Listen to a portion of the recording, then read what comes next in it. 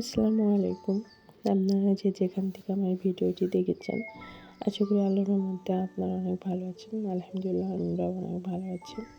তো দীর্ঘ একটা সময় পর আবার আপনাদের সাথে আমি ভিডিও শেয়ার করার জন্য চলে আসলাম। তো আশা করি আগের মধ্যে আমাকে ভালোবাসা দিবেন, সাপোর্ট করবেন। তো আমার রেগুলার ভিডিও না দেওয়ার অবশ্যই তার পিছনে কিছু কারণ আছে। কারণ ছাড়া তো আর মানুষ ভিডিও দেওয়া বন্ধ করবে না। তো আমারও সেরকম কিছু কারণ ছিল। তো আস্তে আস্তে সব কিছু আপনাদের সাথে শেয়ার করব। তো প্রথমত বলে আজকে এখন আমি বাড়িতে চলে যাচ্ছি। শীতের দীর্ঘ একটা সময় আমি আমার বাবার বাড়িতে ছিলাম। আর আমার মেয়ে কিন্তু আমার বাবা মার কাছে থাকতো। ওকে নিয়ে আসার উদ্দেশ্যে গিয়েছিলাম শীতের আগ দিয়ে। কিন্তু তারপর অনেক ঠান্ডা পড়ায় সবাই বলাতে আর শীতের সময় আসিনি, যেহেতু একলা বাসায় দুটা বাচ্চা নিয়ে অনেক হিমশিম খেতে হবে, এই জন্য আসতে পারিনি। আর এই ভিডিওগুলো আমি অনেক আগেই ছোটো ছোটো করে ভিডিও করে রেখেছিলাম, ক্লিপ নিয়ে রেখেছিলাম। আর সময়ের আর ব্যস্ততার কারণে আমি ভিডিওগুলো আপনাদের সাথে মোটেও শেয়ার করতে পারিনি। কারণ প্রথমত সবাই বরাত যেদিন হয় সেদিন আমি আমার বাবার বাড়ি থেকে শ্বশুরবাড়িতে আসি। তারপর আমরা তিনজনও বেশ অসুস্থ হয়েছিলাম। আর ওখানে বেশ কিছুদিন থাকার পর আমি বাসাতে চলে আসি, আমার হাজব্যান্ড যেখানে চাকরি করে সেখানে চলে আসি। তারপর অনেক দিন বাসায় না থাকার কারণে বাসার অবস্থা তো অনেক খারাপ হয়ে গিয়েছিল, বুঝতে পারছেন। তো তখন সেগুলো পরিষ্কার বা দুটা বাচ্চাকে দেখাশোনা করা, যেহেতু আপনাদের ভাইয়া বাসাতে সবসময় থাকে না, থাকে না, সকালে বের হয়ে যায়, রাত্রে আসে। তো একা হাতে সব কিছু সামলাতে অনেকটা কষ্ট হতো। আর এই কারণেও ভিডিও আপলোড করতে পারিনি। তো আশা করি আপনারা আমাকে আগের মতো ভালোবাসা এবং সাপোর্ট করলে অবশ্যই আবার প্রথম থেকে শুরু করব, যে রেগুলার ভিডিও দেওয়ার চেষ্টা করব। তো এখানে আমি এই ভিডিও ক্লিপগুলো কিন্তু এক একদিন একটু একটু করে নিয়ে রেখেছিলাম, আর সেগুলোই আপনাদের সাথে শেয়ার করছি। তো আজ এখানে একটা দিন আমি রান্না করেছিলাম তেলাপিয়া মাছ দিয়ে টমেটো আর কাই আলুর ঝোল। কাই আলু বলতে এখানে ছোটো ছোটো আলুকে আমাদের এখানে আর কি কাই আলুই বলে, তাই আমিও বললাম। তো এখন একটা রিকোয়েস্ট করব, তো আমার ভিডিও যদি ভালো লেগে থাকে অবশ্যই একটি লাইক করে দিবেন। আর চ্যানেলে নতুন হয়ে থাকলে অবশ্যই সাবস্ক্রাইব করে আমার পাশে থাকবেন। আর অলরেডি যারা কাজটা করছেন তাদের তো অসংখ্য ধন্যবাদ।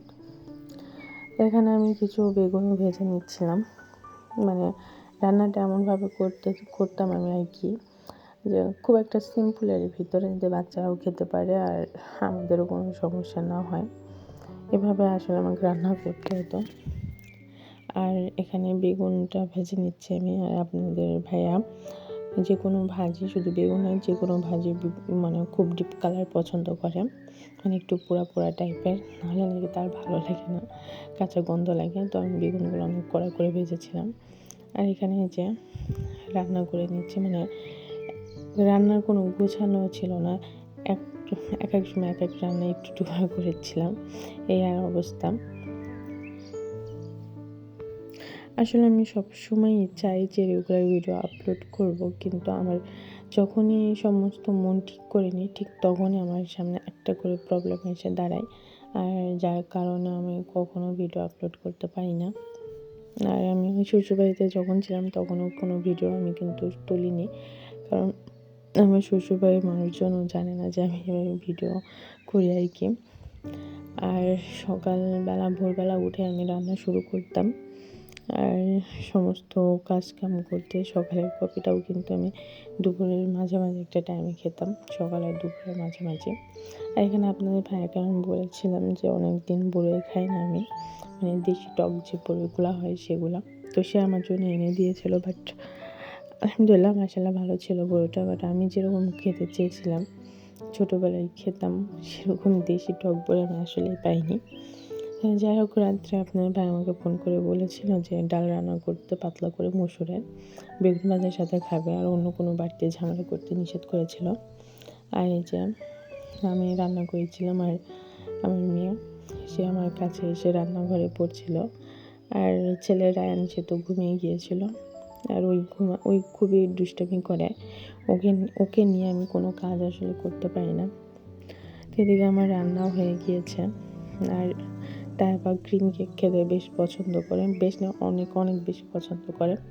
এটা সব ছোট বাচ্চারাই হয়তো করে। তো এখানে আপনাদের ভাই ছোট দেখে একটা কেক এনেছিল, কিন্তু ও ঘুমিয়ে যাওয়ার জন্য ওকে খাওয়াতে পারিনি, সেটা আমি ফ্রিজে রেখে পরে আবার খাওয়াই দিয়েছিলাম। তো আজকের ভিডিওটা এ পর্যন্তই। আপনারা ভালো থাকবেন, সুস্থ থাকবেন। আল্লাহ হাফেজ।